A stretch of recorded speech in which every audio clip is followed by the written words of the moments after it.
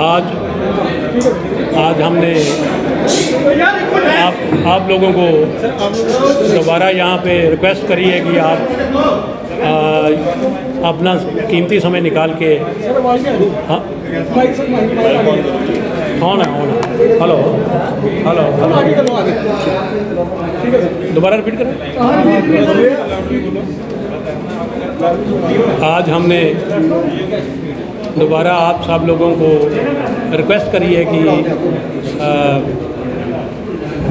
हमारी जो एक मुहिम चल रही है उसके ऊपर आपसे दोबारा कुछ बात की जाए।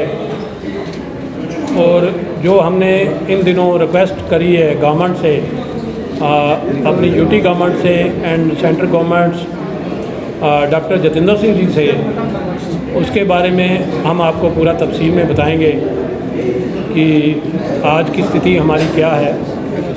तो मेरे साथ हैं हमारे chairman mister Jagdish Singh Jasrotia and former president mister Digvijay Singh and I Charanjit Singh as a spokesperson of the wine trade association.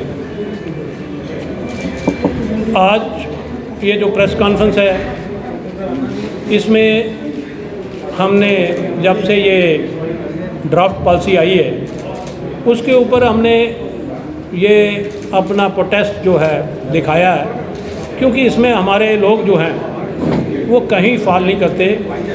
ये ठीक है कि हम लोग 20-30 साल से 40 साल से लोग हमारे काम कर रहे हैं, लेकिन ये जो बिडिंग सिस्टम है ये और बढ़ के इसको ख़राब करेगा। ये एक नॉर्मल स्थिति में ट्रेड चल रहा था। ये ठीक है कि गवर्नमेंट की पॉलिसी हर साल आती है, लेकिन इस बार जो ड्राफ्ट पॉलिसी है ये इसको हम टोटली अपोज करते हुए हमने माननीय एलजी साहब से भी गुहार लगाई है और हमने रिक्वेस्ट भी डाली। लगता है कि उनका एक बहुत सारा बिजी शेड्यूल है, तो उनसे हमारी मुलाकात जो है वो नहीं हो पाई। इसके बाद हमने फाइनेंशियल कमिश्नर साहब से भी कहा, उन्होंने भी कहा कि ठीक है हम देखेंगे इसको, जो उसमें हो सकता होगा वो हम इसको आप अपने ऑब्जेक्शन जो हैं वो दे दीजिए। तीसरा एक जो मेन बात है, हमने अपना डॉक्टर जतिंदर सिंह जी जो MOS हैं, जो PMO में हैं, उनसे हमने जाके रिक्वेस्ट वहाँ पे दिल्ली में जाके की, तो उन्होंने बड़ी एश्योरेंस दी। उन्होंने ये कहा कि ये जो 370 है या 35A जो है ये इसलिए नहीं तोड़ा गया कि जम्मू का कोई भी इंसान इसमें ख़राब हो। ये ट्रेड की बात है। उन्होंने इस ट्रेड को ट्रेड की तरह देखा। उन्होंने कहा कि जो लोग काम करते हैं, कुछ लोग अनएम्प्लॉयड इसमें लगे हुए थे, कुछ लोग जो हैं आज विडो हैं हमारे साथ वो काम कर रही हैं, कुछ लोग बीमार हैं वो काम कर रहे हैं। और ठीक है, एक ट्रेड जो है ये चल रहा है और ये हमारे जम्मू के लोगों का ट्रेड है। और यही नहीं बल्कि और भी जो ट्रेड है वो जम्मू के लोग कर रहे हैं, तो इसमें इनको डिस्टर्ब नहीं किया जाना चाहिए। तो उन्होंने कहा कि मैं पूरी आपके साथ पूरा तावन देता हूं और मैं गवर्नमेंट से रिक्वेस्ट करूंगा कि इनको रिकन्सिडर किया जाए। इसके बाद हम माननीय हमारे MP हैं जम्मू पुंछ कॉन्स्टिट्यूंसी से, उनसे भी मिले, जुगल किशोर शर्मा जी से। उन्होंने भी बड़े अच्छे ढंग से हमारी ये बात सुनी और उन्होंने भी कहा कि हमारे जम्मू के लोगों को नुकसान नहीं होना चाहिए। ये ठीक है कि पॉलिसी में कोई चीज़ें आती हैं, लेकिन ऐसा सिस्टम जो है वो नापसंद है। तो रिसेंटली हम यहाँ के जो एक्स डिप्टी CM हैं अपना कविंद्र गुप्ता जी, उनसे भी हम मिले। उन्होंने भी कहा कि ये जम्मू का मसला है और जम्मू के लोगों को तंग नहीं किया जाना चाहिए, और मुझे लगता है कि ये ऐसा नहीं होगा। तो लिहाजा यही बात हम कहने के लिए आज आपको यहाँ पे इकट्ठे हुए। ये जो पॉलिसी गवर्नमेंट ने दी है, पूरे हिंदुस्तान में लाइसेंसिंग सिस्टम है, सिर्फ एक मध्य प्रदेश है जो ऑक्शन सिस्टम पे जाता है, बिडिंग सिस्टम पे जाता है।